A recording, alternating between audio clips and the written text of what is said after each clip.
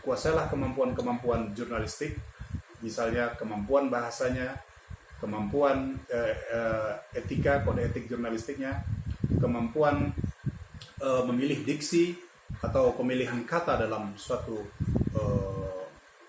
suatu kalimat, sehingga semua akan mewakili dari objek yang Anda bicarakan. Karena di dalam bahasa jurnalistik itu sangat diharamkan memiliki kata-kata yang sifatnya ambigu, karena harus clear and clarity.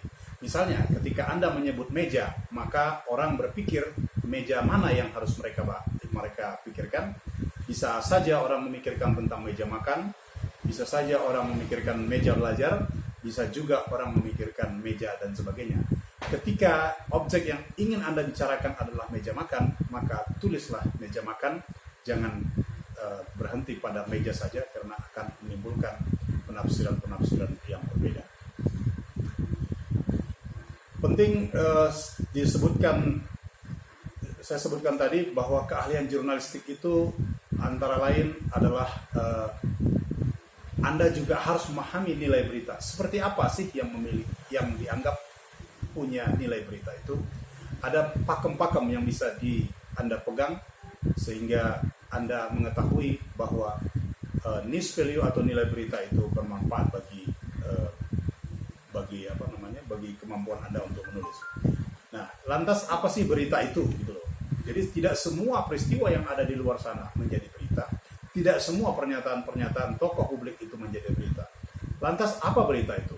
Berita itu setidaknya adalah peristiwa atau pendapat yang memiliki nilai dan bermanfaat bagi banyak orang. Jika tidak bermanfaat bagi banyak orang, itu bukanlah berita. Contohnya, kecelakaan lalu lintas di luar sana banyak hari-hari kita lihat terjadi, tetapi tidak bermanfaat bagi banyak orang karena dia bukanlah siapa-siapa. Tetapi berbeda misalnya ketika yang kecelakaan lalu lintas itu adalah seorang public figure atau tokoh, maka akan berbeda halnya dengan orang biasa yang mengalami kecelakaan. Karena itu Anda harus bisa merumuskan apa nilai berita itu atau news value tersebut. Paling tidaknya Anda memiliki atau pegangan apa saja yang dianggap memiliki nilai berita. Satu, bagaimana peristiwa itu atau pendapat itu berpengaruh luas bagi masyarakat, itu yang disebut dengan magnitude. Kedekatan, proximity, actual, timeless, dampak, keluar biasaan, ketokohan, kemanusiaan atau yang sering kita dengar human interest, kejutan, konflik, informasi, dan seks. Itu adalah pegangan-pegangan yang dianggap sesuatu berita. Sesuatu berita yang memiliki nilai berita. Jadi tentu informasinya seperti apa, tidak semua memiliki nilai berita seperti yang didefinisikan, yakni bermanfaat bagi banyak orang.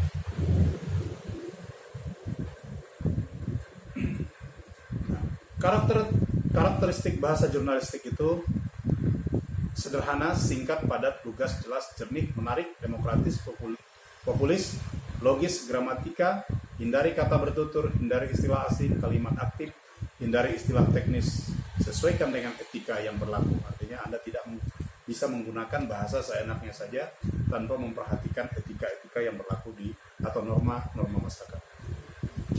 Begitu juga tentang kode etik jurnalistiknya harus Anda kuasai. Kode etik jurnalistik itu merupakan rem. Merupakan rem dari apa yang Anda pikirkan, apa yang ingin Anda tuliskan di dalam artikel Anda atau siaran pers atau tulisan-tulisan karya jurnalistik lainnya.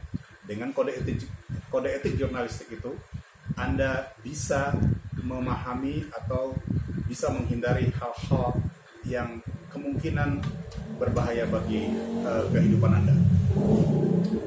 Kode etik ini menghindarkan Anda dari hal-hal yang tak diinginkan, misalnya tentang pasal 3 kode etik jurnalistik. Mohon maaf sekali lagi. Pasal 3 kode etik jurnalistik menyebutkan wartawan Indonesia selalu menguji informasi. Nah, dan seterusnya. Karena itu ketika Anda mendapat suatu informasi, harus Anda check and balance.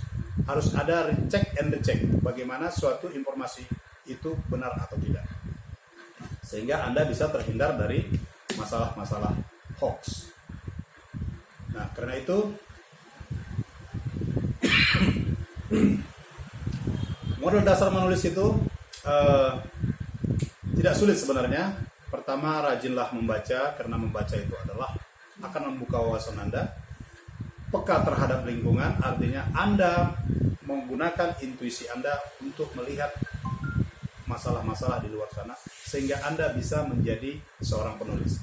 Rajin berlatih, semangat berlatih, sehingga Anda menjadi orang yang mampu menulis. Demikian pertemuan kita. Jika ada hal-hal yang kurang jelas nanti, Anda bisa kita diskusikan melalui forum. Sampai ketemu di pertemuan berikutnya. Terima kasih.